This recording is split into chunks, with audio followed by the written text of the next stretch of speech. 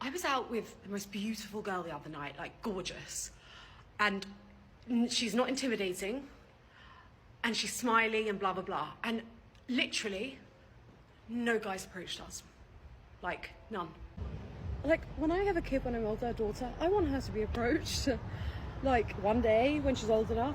I also want my future son to approach. So, I just hate the shift, the world, the narrative. There is a quiet shift happening in the world right now, and most people are not paying attention to it because it does not scream, it does not march, and it does not beg for applause. It simply happens in silence, in empty apartments, in unanswered messages, and in futures that never arrive. What you're about to hear today is not a trend, not a headline, and not a moment, but a consequence that has been decades in the making. And once you see it clearly, you will never unsee it again. Stay with me until the very end, because what is unfolding right now explains far more than just dating or marriage. It explains why society itself is quietly reorganizing. If you find value in this kind of content and want more clear, honest discussions like this, make sure that you like the video, share it, subscribe to the channel, and click the notification bell and select all so you never miss a single Angry Guy video the moment it goes live. That small action helps more than you know, and it ensures this conversation continues. If you want to protect and safeguard your assets and learn how to grow your wealth in a world that is changing faster than most people can adapt, make sure you check out Angry's Crypto Academy. Inside the academy, you will learn how to buy, sell, and trade crypto responsibly and intelligently, and it is all linked in the description below. So go check it out now while you are thinking about it. And if you are enjoying these Angry Guy videos and want to show support for the work that goes into making them, you can buy me a Red Bull using the link in the description. It is a simple way to keep the engine running and the content flowing. Now, let us talk about what is happening, because the story unfolding in China right now is not isolated. It is not cultural trivia, and it is not some strange exception. It is a preview. In China, there is a growing group of women, often referred to as leftover women, a term that exists not because men invented it recently, but because time itself is unforgiving. These are women who are now well into their 30s and 40s, many highly educated, many successful by career standards, and many who were told for decades that family could wait, that independence was everything, and that men were optional accessories rather than foundational partners. They believed the messaging they were given, they trusted the system they were raised in, and they followed the script exactly as it was written for them. Now, something remarkable is happening. These same women are actively offering men money in exchange for marriage. In Chinese culture, there has traditionally been something called a bride price, where men contribute financially as part of forming a family. That arrangement symbolized responsibility, provision, and commitment. Today, in a reversal that would have been unthinkable a generation ago, women are offering to pay that price themselves, not as a gesture of generosity, but out of urgency. What makes this moment so revealing is not that women are offering money, but that men are refusing, virtually all of them. Not negotiating, not countering, not hesitating, but simply declining and walking away. This is not about greed, and it is not about leverage. It is about something deeper that many people still refuse to acknowledge. Men are no longer willing to participate in a system that taught them they were unnecessary, disposable, and dangerous, and then suddenly remembered them when the clock ran out. For decades, women were told to delay family, delay children, delay commitment, and prioritize careers above all else. They were told that biology was negotiable, that time could be paused, and that fulfillment would be found at the office rather than at home. Men were told to step back, to stop approaching, to stop leading, to stop asserting themselves, and to stop being men. And men listened. They were told to go away, and they did. Now, many of these women find themselves childless, single, and deeply anxious as their parents age. In Chinese culture, family continuity carries enormous weight, and aging parents often dream of grandchildren as a symbol that their lineage will continue. For many of these women, that dream is fading fast. Within a decade, many will lose their parents entirely, and for the first time, they are staring at a future with no family structure, no partner, no children, and no safety net beyond the state. This is where the story becomes uncomfortable, because it exposes a truth that modern narratives have worked very hard to bury. Human beings are not designed to exist in isolation indefinitely. Women, in particular, were never meant to replace family and community with institutions and careers alone. That is not a moral judgment. It is an observation grounded in history, biology, and lived experience. For years, the promise was that the state would replace the role of men, that careers would replace family, and that independence would replace interdependence. Now that promise is collapsing under its own weight. Jobs are unstable, economies are strained, and social systems are overextended. When the safety net begins to fray, people instinctively look for something older, more reliable, and more human. That is where the regret begins. What many women are discovering right now is that men were never optional. They were foundational. They provided not just income, but structure, protection, stability, and continuity. And when men were pushed out of that role, they did not disappear. They adapted.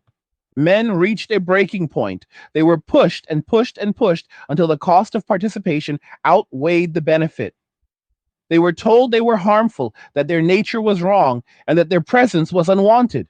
So they stopped offering it.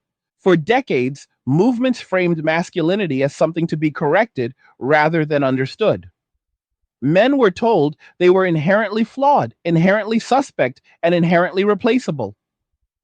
Entire generations of boys grew up being taught that their instincts were dangerous and their aspirations selfish.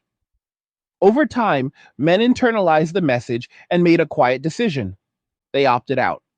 They watched as public narratives painted them as problems rather than partners. They watched legal systems evolve in ways that made commitment feel like risk rather than reward. They watched social spaces become hostile, where even existing quietly could be misinterpreted. And eventually, they learned that peace was found not in chasing approval, but in withdrawing attention.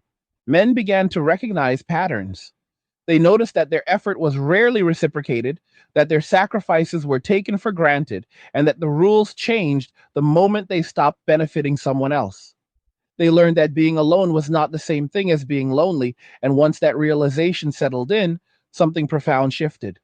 Men began building lives centered around simplicity, autonomy, and peace. They reduced their needs, minimized their obligations, and focused on personal fulfillment rather than external validation.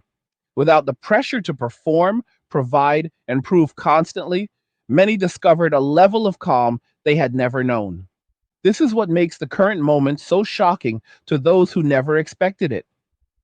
When women began demanding that men return, men did not respond. When appeals shifted from dismissal to desperation, men did not rush back, not out of spite, but out of clarity. Men saw observable reality. They saw how quickly admiration turned into accusation, how quickly expectations multiplied, and how rarely appreciation followed sacrifice. They saw how systems rewarded exit far more than engagement, and once they saw it, they could not unsee it.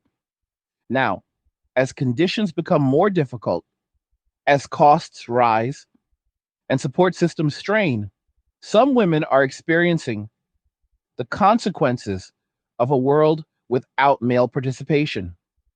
Dating feels impossible because men are no longer initiating. Financial pressure feels heavier because men are no longer supplementing. Emotional isolation feels sharper because the attention they once received has evaporated. On social media, you can see it in countless videos where women express confusion, frustration, and disbelief at how hard life has become. They ask where the men went, why no one is asking them out, and why everything feels so heavy now. What they are experiencing is not cruelty, it is absence. Men stop playing the game. They are no longer funding lifestyles that exclude them. They are no longer investing time where respect is conditional. They are no longer chasing validation from people who spent years telling them they were unnecessary. Instead, they are choosing rest, self preservation, and stability. This is not collapse for men, it is consolidation. Men are keeping their resources, protecting their time, and building lives that do not require constant negotiation. They are focusing on health, hobbies, friendships, and personal goals. Many are discovering that fulfillment does not require constant compromise, and that peace is a form of wealth. Meanwhile, women who were told they could have everything without trade offs are discovering that trade offs exist whether acknowledged or not. Biology did not change, time did not slow, human nature did not bend to ideology, and now reality is collecting its debt. Tough times are here. The 9 to 5 is history, and the creator economy is taking over. Join Angry's Creator Academy to learn how to build a thriving online business from scratch with minimal investment. Ditch the daily grind and flourish while others falter. Plus, sign up now and get our online business blueprint free. The Academy is linked in the description below. Go check it out now. The most difficult truth in all of this is that the door many women want to walk through no longer exists. Not because men locked it, but because men built new rooms elsewhere. They moved on quietly, without protests or announcements, and they did not look back. This is why offering money for marriage does not work. You cannot buy enthusiasm, you cannot purchase trust, and you cannot reverse decades of messaging with a financial incentive. Men are not rejecting women because they hate them. They are rejecting the system that taught them participation was optional until it became convenient again. What we are witnessing is not a gender conflict, but a rebalancing, a correction, a return to observable reality. When one side withdraws effort long enough, the other eventually feels the absence, and when that absence becomes permanent, regret follows. The men who walked away are not rushing back, not because they cannot, but because they no longer need to. They built lives that function without constant emotional labor and financial exposure. They found peace in predictability and freedom in self reliance. And this is the part that no one wants to say out loud. Once men find peace, it is very difficult to convince them to give it up. The story unfolding in China is not a warning for men. It is a lesson for everyone else. It shows what happens when narratives ignore biology, dismiss human nature, and underestimate the patience of men. It shows what happens when societies assume stability without understanding what creates it.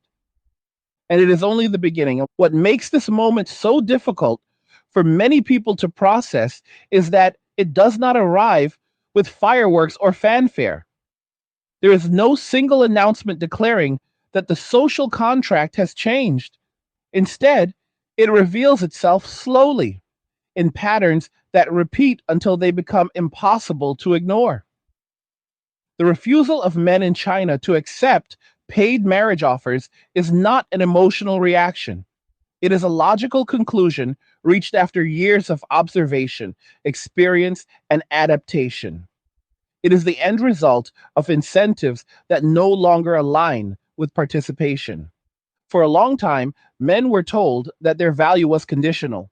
They were valuable only when they provided, only when they sacrificed, and only when they absorbed risk quietly. At the same time, they were told that their authority was outdated, their instincts were suspect, and their presence was unnecessary. This created a contradiction that could not last forever. You cannot simultaneously demand responsibility from someone while stripping them of agency and respect. Eventually, the cost benefit calculation changes. Men did not wake up one day and decide to disengage. They tried, they adjusted, they listened, they adapted to new rules, new expectations, and new standards that shifted constantly. They accepted that they were expected to give more while receiving less. They accepted scrutiny where there was once trust. They accepted that commitment now carried legal, financial, and social risks that were almost entirely one sided. And then, quietly, many decided that the game was no longer worth playing. This is why the current desperation feels so jarring to those who never believed men would leave. For decades, the assumption was that men would always show up eventually, that they would adapt endlessly, and that their need for connection would override any rational assessment of risk. That assumption turned out to be wrong. Men learned that connection without stability is not fulfillment, and that peace is worth more than approval. In China, the demographic imbalance caused by decades of policy decisions already created a surplus of men. That reality alone should have forced a recalibration of expectations. Instead, cultural messaging continued to elevate standards while discouraging compromise. Women were encouraged to wait for the perfect partner, while men were told to improve endlessly. The gap widened until the window closed. Now, as time runs out, offers of money appear, not because money solves the problem, but because it is the only lever left. When attraction, admiration, and trust are gone, transaction becomes the last resort. But marriage has never been a purely transactional institution, and men understand that better than anyone. They know that a relationship formed under pressure and urgency is not built on mutual desire, but on fear of loss. Men see what happens after the contract is signed. They see the shifting expectations, the asymmetrical accountability, and the lack of protection if things go wrong. They have watched other men lose years of their lives, their resources, and their peace. Pattern recognition is powerful, and once it takes hold, persuasion loses its grip. This is not cruelty, it is learning.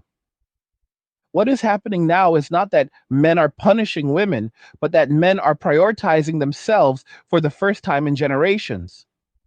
They are no longer willing to absorb social risk for the sake of tradition alone.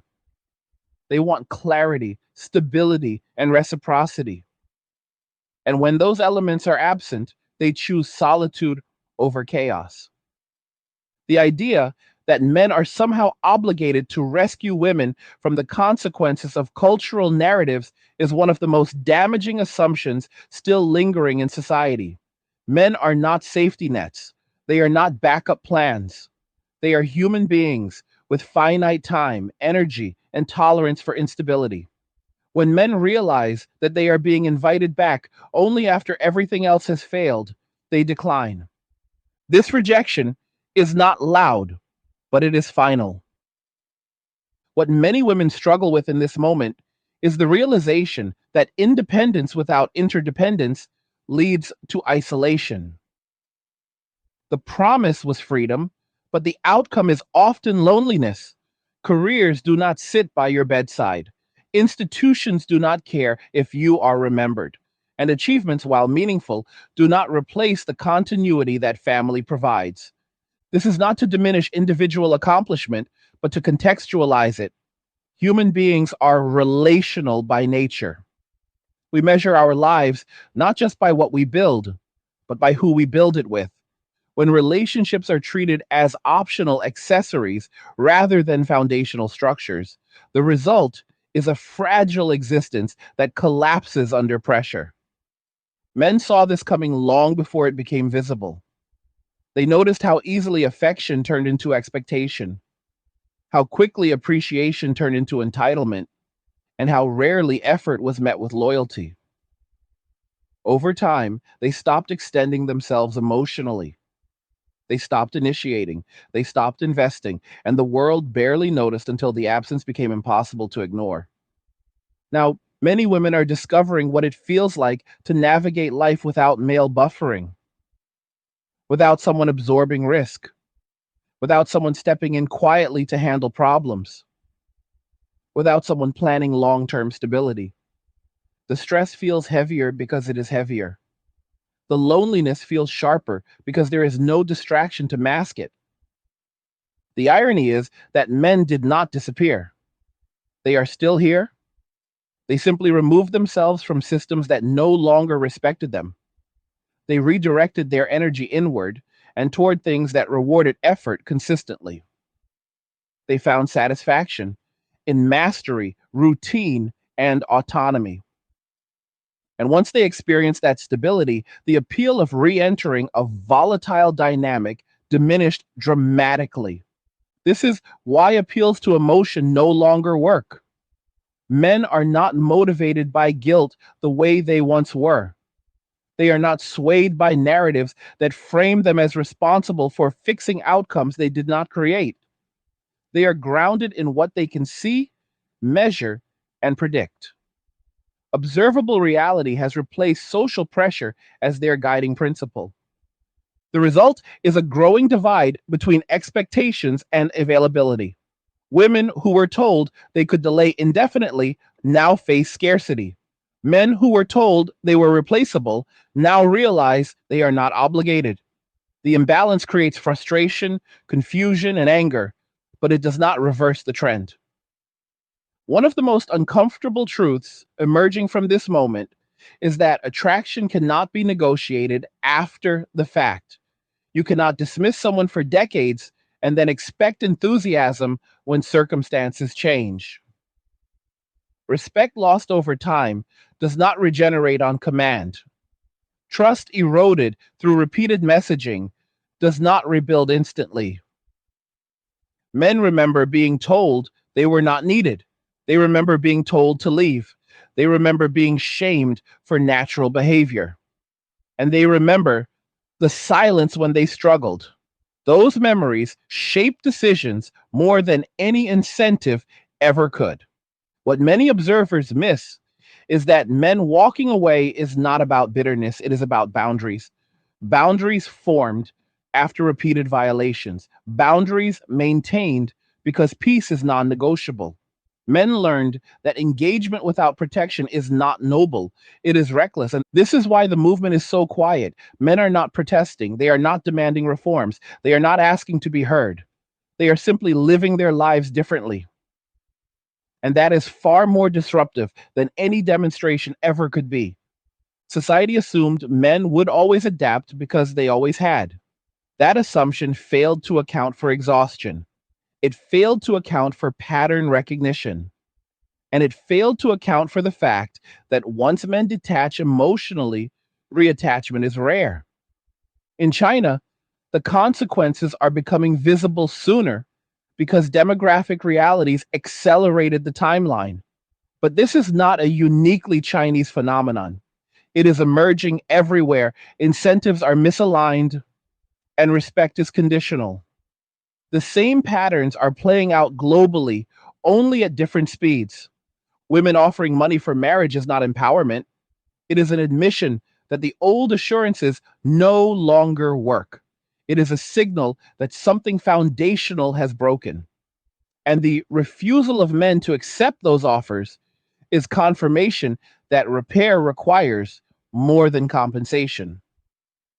What would repair require? Honesty, accountability, and a genuine reassessment of narratives that treated men as expendable while relying on them implicitly. But repair is difficult when trust has been replaced with suspicion and cooperation with leverage. Men are no longer interested in being managed. They want partnership or nothing. And when partnership feels impossible, nothing becomes preferable. This is the quiet reality reshaping relationships. Men are opting out not because they hate women, but because they love peace. They are not avoiding commitment because they fear responsibility, but because responsibility without authority is unsustainable. They are not retreating out of weakness, but out of clarity. As economic pressures increase and social systems strain further, this divide will become more visible. Women will continue asking where the men went. Men will continue building lives where the question no longer matters. The world was built on cooperation between men and women, not competition. When cooperation was replaced with confrontation, the system destabilized. And now, as the consequences surface, it is tempting to assign blame. But blame does not restore balance. Only understanding does. Men walking away is not the end of society, but it is the end of an illusion. The illusion that men could be endlessly corrected without consequence. The illusion that biology could be negotiated. The illusion that stability emerges automatically without effort from both sides. What replaces that illusion remains to be seen. But one thing is clear: men have learned to live without approval. And once that lesson is learned, it cannot be unlearned. They are not coming back to the old terms. They are not returning to roles that strip them of dignity. They are not trading peace for chaos. And no amount of money can change that. This is not anger, this is resolution. And as this reality continues to unfold, those who understand it early will adapt, while those who cling to outdated narratives will struggle.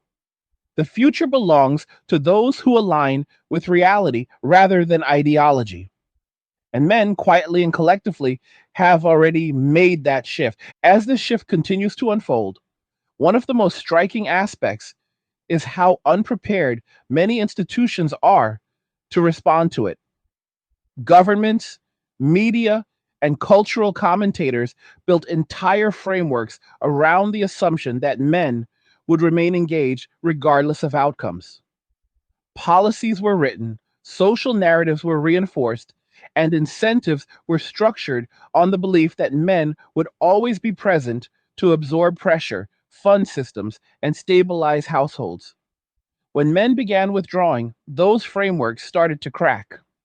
The reason this withdrawal feels so disruptive is because men have historically been the shock absorbers of society.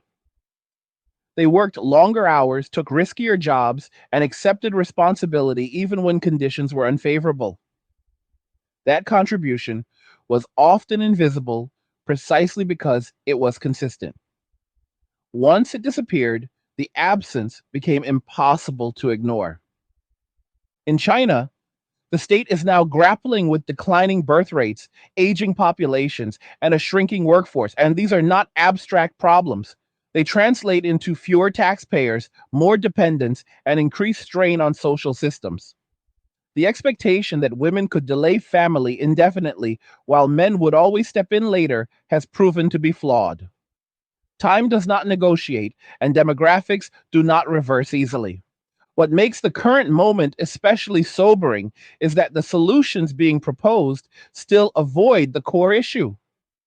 Financial incentives, propaganda campaigns, and social pressure are being applied in an attempt to encourage marriage and family formation. But these measures treat symptoms rather than causes. You cannot engineer desire, you cannot legislate trust, and you cannot coerce participation without addressing why participation declined in the first place. Men understand this intuitively. They see when systems attempt to pull them back in without changing the underlying dynamics. They recognize when responsibility is being reassigned without restoring authority or respect. And they respond by maintaining distance. This is why attempts to shame men into returning fail so consistently. Shame only works when someone values the approval of the group applying it. Men who have walked away no longer do. They built identities independent of social validation, and that makes them immune to many of the tools once used to guide behavior. Another factor accelerating this shift is technology. Men no longer need traditional structures to find fulfillment or community. Online spaces, remote work, and decentralized income streams have allowed men to live comfortably without tying their futures to institutions that feel hostile.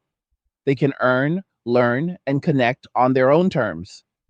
This autonomy reinforces the decision to disengage from unstable dynamics. Women, meanwhile, are experiencing a different relationship with technology. Social media amplified expectations while distorting reality. It encouraged comparison, delayed commitment, and rewarded attention over stability. For years, the illusion held. Now, as attention fades and options narrow, the contrast between expectation and reality becomes painful. The emotional impact of this realization is often misinterpreted as anger toward men. In truth, it is grief for a future that was promised but never guaranteed. Many women genuinely believed they could postpone family without consequence. They believed that the men they dismissed would remain available indefinitely. When that assumption collapses, the emotional fallout is severe. Men recognize this grief, but recognition does not obligate participation. Compassion does not require self sacrifice. Men are capable of empathy without surrendering boundaries. And that distinction is critical. What is happening now is a sorting process. Those who can adapt to reality will find paths forward. Those who cling to narratives that deny trade offs will struggle. This sorting is not based on gender alone, but on worldview. People who understand cause and effect will adjust. People who rely on entitlement will not. The idea that men owe society their participation, regardless of treatment, is one of the last unexamined assumptions still operating. Participation has always been voluntary, even when it was taken for granted. When the benefits of participation decline and the risks increase, withdrawal becomes rational. Men walking away is not an attack, it is a response. This response forces uncomfortable questions. What does partnership actually mean? What responsibilities should be shared? What protections should exist for both sides? And what happens when one side consistently bears more risk? These questions were avoided for decades because outcomes were masked by momentum. As long as men kept showing up, the system functioned. Once they stopped, the flaws became visible. In China, this visibility is now undeniable. In other regions, it is emerging more slowly, but the direction is consistent. Birth rates fall, marriage rates decline, loneliness increases, and the gap between expectations and reality widens. Men are not celebrating this outcome. Most did not want this future. They wanted stability, respect, and cooperation. When those elements disappeared, they adapted rather than collapse. One of the most misunderstood aspects of men walking away is that it is not driven by resentment. Resentment requires ongoing engagement. Detachment does not. Men who have truly disengaged are not angry, they are calm. And calm is far more difficult to manipulate. This calm allows men to see clearly. They see that many appeals are rooted in fear rather than genuine connection. They see when urgency replaces attraction. And they see when commitment is sought not out of desire, but out of necessity. Men do not want to be needed only when options are gone. They want to be chosen freely. When that condition is not met, they choose themselves. This self selection has ripple effects. Men invest more in personal growth, they prioritize health, they manage finances conservatively, they build routines that reduce stress. Over time, these habits compound into a life that feels stable and sufficient. Once a man experiences that sufficiency, the idea of reintroducing chaos becomes unattractive. Even when companionship is desired, it must add to peace rather than subtract from it. That standard filters out many potential relationships automatically. Women encountering this standard for the first time often find it confusing. They were raised with different expectations. They were told men would adjust. Now they encounter men who do not negotiate peace. The mismatch creates friction. This friction is not resolved through persuasion. It requires a fundamental shift in understanding. Relationships are not entitlements, they are agreements between equals. When one side withdraws consent, the agreement dissolves. The broader cultural implication of this shift is profound. Societies built on family formation must reckon with declining participation. Workforces shrink, social support systems strain, and cultural continuity weakens. These are not moral judgments, they are structural consequences. Addressing these consequences requires honesty, not slogans, not incentives, and not scapegoats. It requires acknowledging that men disengaged for reasons that made sense to them, and that reversing the trend requires changing those reasons. That means restoring respect. It means balancing responsibility with authority. It means creating environments where cooperation is rewarded rather than exploited. And it means abandoning narratives that frame one side as inherently flawed. Whether societies can make that adjustment remains uncertain. What is certain is that denial will not reverse the trend. Men who have adapted to independence will not return to dependency. As this reality settles in, conversations will become more polarized. Some will demand change without offering reform. Others will double down on narratives that failed. but a growing number will quietly adjust their expectations and choices. Those who understand the shift early will fare better. They will form relationships based on realism rather than fantasy. They will make decisions grounded in cause and effect. And they will avoid the shock that comes from clinging to outdated assumptions. The story in China is not about blame, it is about consequence. It is a reminder that social systems are fragile and that human behavior responds to incentives, not ideals. When incentives change, behavior follows. Men did not orchestrate this shift, they responded to it. And now that response is reshaping the landscape. As more people come to terms with this reality, the conversation will evolve. Less outrage, more reflection, less accusation, more adaptation. That is how societies survive transition. And make no mistake, this is a transition. Men walking away is not a phase, it is a recalibration, one driven by lived experience, reinforced by observation, and sustained by peace. It will not be reversed by panic or persuasion. The future will be shaped by those who recognize this and respond accordingly. Those who do not will continue to ask where everyone went long after the answer has become obvious. As more time passes, what becomes increasingly clear is that this shift is not temporary and it is not reactive. It is not a protest that will fade once attention shifts elsewhere. It is a structural change in how men relate to society, relationships, and expectations. Once men detach from the idea that their worth is tied to approval, productivity for others, or constant sacrifice, their behavior changes permanently. That change does not reverse simply because the consequences become uncomfortable for others. One of the reasons this movement has been so difficult to counter is that it does not rely on ideology, it relies on experience.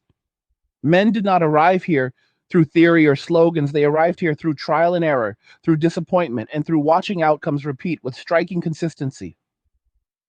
Experience is persuasive in a way messaging can never be. And once experience reshapes priorities, arguments lose their power. Men noticed that commitment no longer led to stability. They noticed that effort no longer led to appreciation. They noticed that responsibility no longer came with authority or trust. Over time, they stopped framing these observations as personal failures and began seeing them as systemic patterns. That recognition removed shame from the equation. And once shame disappeared, compliance followed it out the door. This is the part many commentators still fail to grasp. Men did not disengage because they were incapable of meeting expectations. They disengaged because expectations became detached from reality. When expectations expand endlessly while incentives shrink, disengagement becomes rational. In China, this rational disengagement is now colliding with demographic urgency. The pressure to form families is not abstract. It is tied to population stability, elder care, and economic sustainability. Yet, even under that pressure, men are not reversing course. That alone should signal how deep the shift runs. Men understand leverage. They know when they are being courted out of desire versus necessity, and they are acutely aware of the difference between being wanted and being needed. Being needed does not inspire commitment, it inspires caution. For many years, men were told that relationships were about compromise, but compromise only flowed in one direction. Men compromised ambition, finances, autonomy, and peace while being told that these sacrifices were the price of participation. When the return on that investment diminished, men reassessed the deal. The reassessment did not happen overnight. It happened slowly as men compared notes with one another, as stories repeated across cultures and borders, and as patterns became impossible to dismiss as coincidence. The internet accelerated this process by allowing men to share experiences openly without filtering them through institutions that once controlled the narrative. What men discovered was not hatred, but alignment. They realized their experiences were not isolated. They realized the risks they felt were not imagined. And they realized that opting out was not failure, but choice. Choice changes everything. Once men realized participation was optional, They began designing lives that did not rely on systems that devalued them. They simplified, they downsized, they reduced exposure to unnecessary conflict, and they replaced social approval with personal contentment. This contentment is deeply threatening to systems built on obligation. A man who does not need validation cannot be easily steered. A man who is content with less cannot be pressured through fear of loss. And a man who values peace above status will not trade it for promises. This is why efforts to shame men back into engagement consistently fail. Shame requires emotional leverage. Detachment removes it. Women encountering this detachment often misinterpret it as hostility. In reality, it is neutrality. Men are no longer fighting for position within systems they do not respect. They are simply exiting them. The emotional distance this creates is difficult to process for those who assumed men would always remain available. For decades, the expectation was that men would absorb rejection, adapt endlessly, and wait patiently. When that expectation collapses, the resulting confusion feels personal, even though it is structural. This is especially visible in conversations around marriage, and marriage was once framed as a partnership with shared goals and mutual accountability. Over time, it became framed as an entitlement for one side and a risk for the other. Men noticed the shift long before it became publicly acknowledged. Men watched legal frameworks evolve in ways that penalize commitment without offering proportional protection. They watched narratives frame them as liabilities rather than assets. And they watched as accountability became selective rather than shared. Each observation reinforced the same conclusion: peace is not found there. The men who walked away did not lose interest in connection, they lost interest in imbalance. They still value companionship, loyalty, and mutual respect. They simply refuse to pursue those things in environments that undermine them. And this distinction matters. It explains why men are not isolated or miserable, despite predictions to the contrary. They built alternative forms of fulfillment. They cultivated friendships. They invested in skills. They created routines that rewarded consistency rather than drama. Men discovered that fulfillment does not require constant negotiation, it requires alignment. And women raised under different assumptions often struggle to understand the shift. They were told men would compete for access indefinitely. They were told standards could rise without limit. And they were told that independence eliminated trade offs. Reality is now challenging those beliefs. The challenge feels harsh because it is irreversible. Time cannot be reclaimed. Attention cannot be forced, and attraction cannot be negotiated after urgency sets in. This is why financial offers for marriage feel hollow. They attempt to substitute transaction for desire. Men recognize that substitution immediately. They know that relationships formed under pressure rarely lead to stability. They know that urgency often masks incompatibility. Men have learned to trust patterns over promises. That lesson was expensive. They paid for it in time, resources, and emotional energy. They are not eager to pay again. As this pattern continues, society faces a choice. It can continue framing men's disengagement as a problem to be corrected, or it can examine the conditions that made disengagement appealing. Only one of those paths leads to resolution. Correcting behavior without addressing incentives never works, it breeds resistance. Addressing incentives requires humility. It requires acknowledging mistakes. And it requires rebuilding trust that was eroded over decades. Trust cannot be demanded, it must be earned. This is the core obstacle facing any attempt to reverse the trend. Men who have learned to live without dependency do not rush into uncertainty. They evaluate carefully. They observe consistency. And they move slowly, if at all.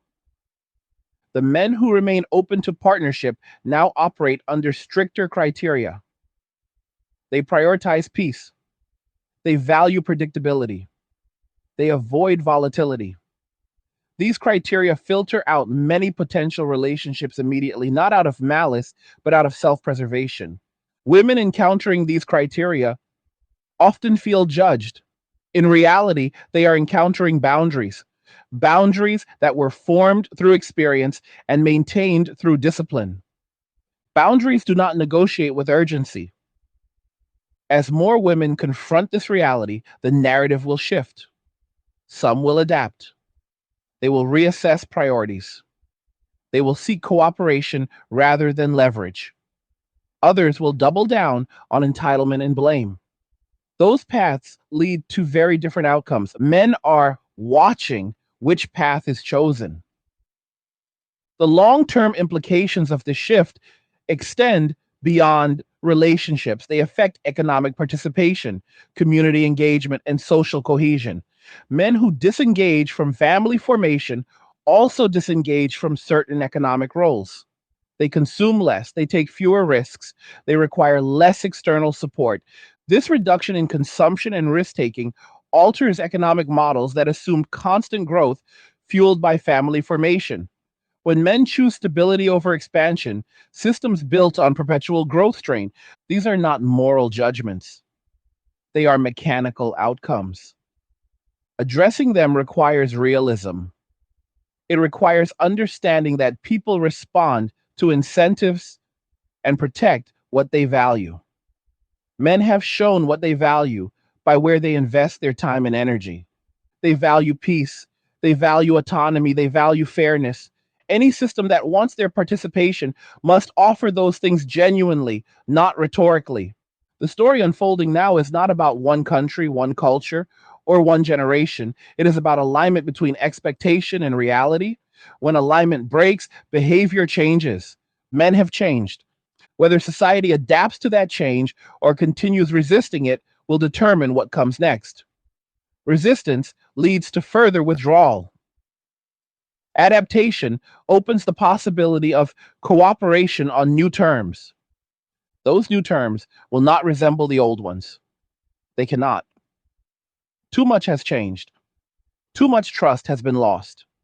Any future partnership must be built deliberately, transparently, and reciprocally.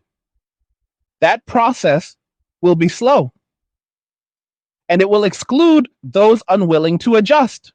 This is why the silence matters. Men are not broadcasting demands. They are not organizing campaigns. They are living their choices, and choices speak louder than arguments. The absence of men from traditional pathways is the message.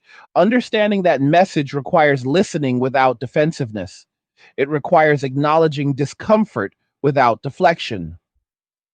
And it requires accepting that some doors, once closed, do not reopen. Men did not leave to make a point, they left to find peace. And once peace is found, it becomes the standard against which all future decisions are measured. As the dust settles from the shift, something else begins to surface that many people did not anticipate.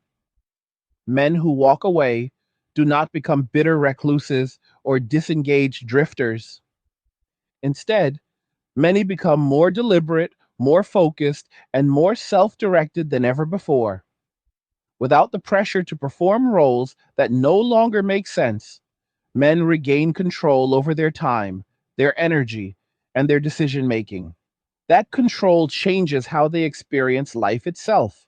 When men stop chasing approval, they begin asking different questions. They ask what actually improves their quality of life. They ask which relationships add value rather than extract it. They ask which obligations are worth maintaining and which exist only out of habit or guilt. These questions lead to pruning, and pruning leads to clarity. Clarity is dangerous to systems that rely on confusion. For years, men were told that fulfillment required constant striving for external validation. Status, visibility, and social approval were framed as markers of success. But once men step away from environments where those markers are weaponized against them, they realize how little those things mattered. What replaces them is quieter but more durable: health, stability, predictability, peace. This is why the men who leave do not rush back when conditions worsen elsewhere. They already restructured their lives to function independently. They already reduced reliance on volatile systems, and they already learned that absence of conflict is not emptiness, but relief. Many observers struggle to understand how men can be content without traditional milestones. The answer is simple. Those milestones lost meaning when they became associated with risk rather than reward. When marriage, cohabitation, and long term commitment cease to offer stability, they cease to be goals. Men replaced them with alternatives that offered consistent returns, skills that compound, investments that grow quietly, friendships built on shared experience rather than expectation, routines that reduce stress instead of amplifying it. This does not mean men abandon ambition. It means ambition became internal rather than performative. Men still build, they still create, they still improve. They simply do so without seeking permission or applause. This internal orientation is what makes the shift irreversible. Once motivation comes from within, external pressure loses its influence. You cannot shame a man who is no longer measuring himself by your standards. You cannot threaten someone who has already accepted a simpler life. Women encountering this version of men often find it disorienting. The usual levers no longer work. Attention cannot be demanded.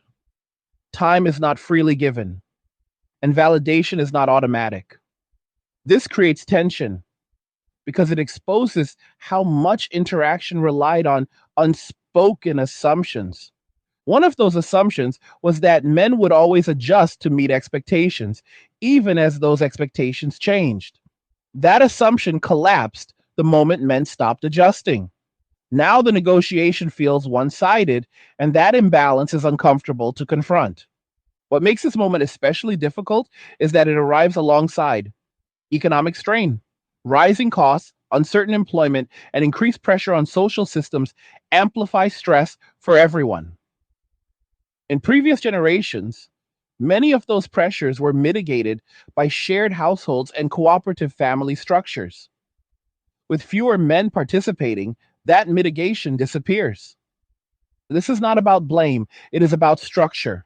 When one pillar is removed, the load shifts elsewhere. Women are now carrying pressures they were insulated from before. That reality feels unfair because it is sudden, but it is not arbitrary. Men carried those pressures quietly for a long time. The difference now is that men chose to stop. They chose to opt out of arrangements where risk was unlimited and reward was uncertain. And once they made that choice, they adjusted their lives to support it. That adjustment required discipline. Living with less means confronting desires honestly. It means resisting consumer pressure. It means building routines that do not rely on external validation. Men who succeed in this adjustment develop resilience that does not depend on circumstance. This resilience is visible in how men respond to chaos. Where others panic, they simplify. Where others escalate, they withdraw. Where others seek control through conflict, they choose distance. These responses are not dramatic, but they are effective. This effectiveness is what keeps men from returning to old patterns. Once you learn that calm produces better outcomes than confrontation, it becomes difficult to justify re entering volatility. For years, many women believed men avoided commitment out of immaturity or fear. What is becoming clear now is that avoidance is often a rational response to asymmetry. When the terms of engagement consistently disadvantage one side, disengagement is not cowardice, it is self respect. Self respect does not announce itself, it does not seek validation. It simply sets limits and adheres to them. As this reality spreads, narratives will continue to collide. Some will frame men's disengagement as social failure. Others will label it selfishness. These labels miss the point. Men are not rejecting society. They are rejecting specific arrangements that no longer serve them, as society itself is adaptable. It changes when incentives change. The question is whether those changes will be acknowledged or resisted. Resistance often takes the form of moral pressure. Appeals to duty, responsibility, and tradition resurface when participation declines. But duty without reciprocity becomes obligation. And obligation without consent breeds resentment. Men understand this instinctively, which is why such appeals fall flat. Responsibility must be shared to be sustainable. Authority must accompany accountability to be meaningful, and commitment must be voluntary to endure. These principles are not radical, they are foundational. They were simply ignored for too long.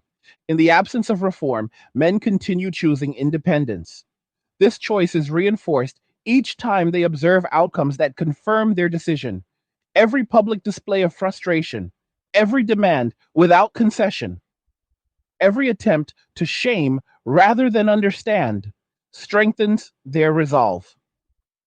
Men trust patterns, not promises. As the movement grows, a generational divide becomes visible. Younger men, having witnessed the experiences of older ones, often opt out earlier. They observe the risks and decide not to take them. This accelerates the trend and shortens the adjustment period.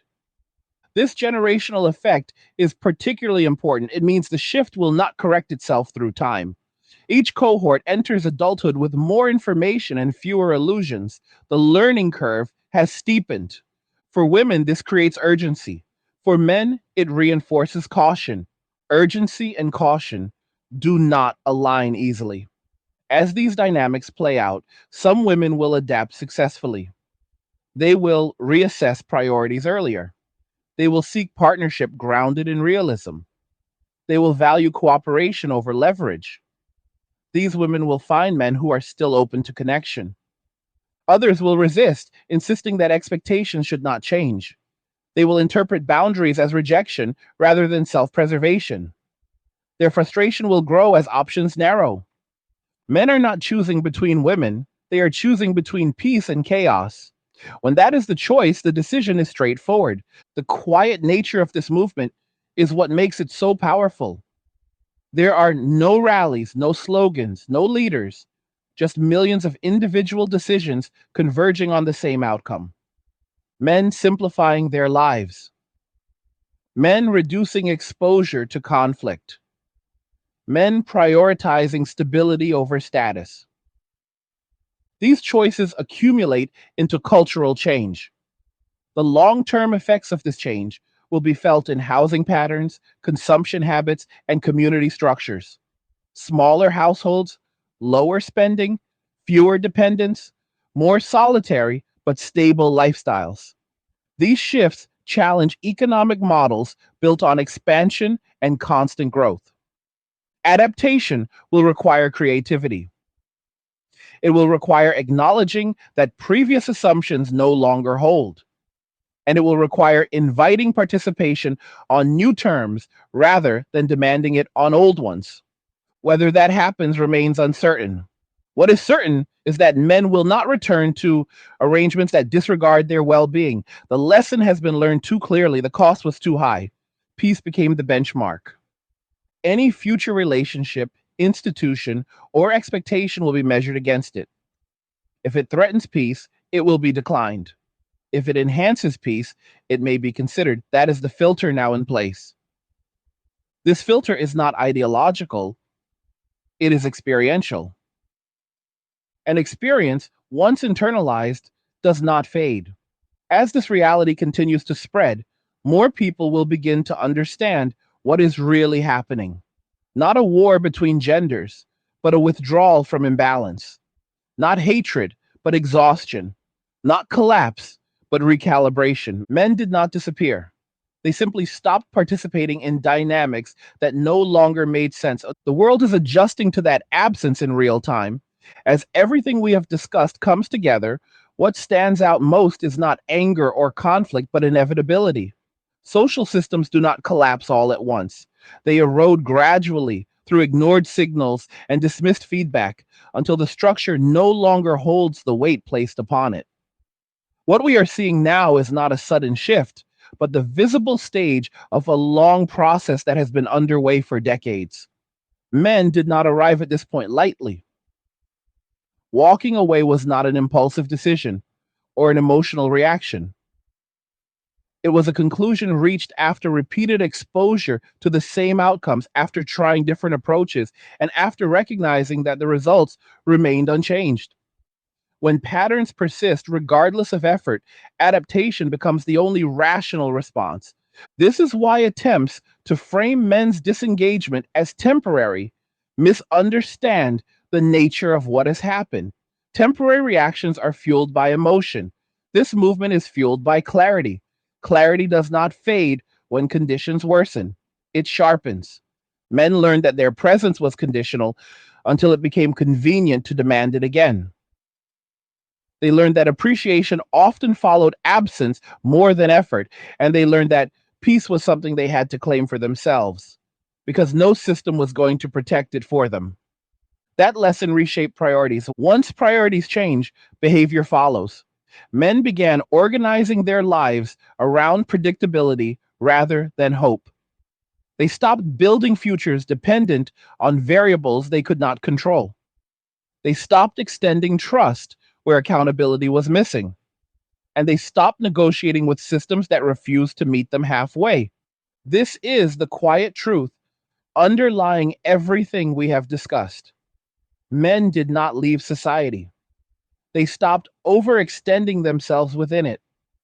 They recalibrated participation to match reality. For many women, this recalibration feels like abandonment. From their perspective, the rules changed without warning, but from the perspective of men, the warning signs were everywhere. They were voiced repeatedly, dismissed repeatedly, and eventually ignored entirely. Silence followed because speaking no longer produced results. Silence is not aggression. Silence is resolution. As women in China and elsewhere confront the consequences of delayed family formation, the emotional weight is real. Loneliness, regret, and anxiety are human responses. Acknowledging those feelings does not require reversing decisions that protect one's well being.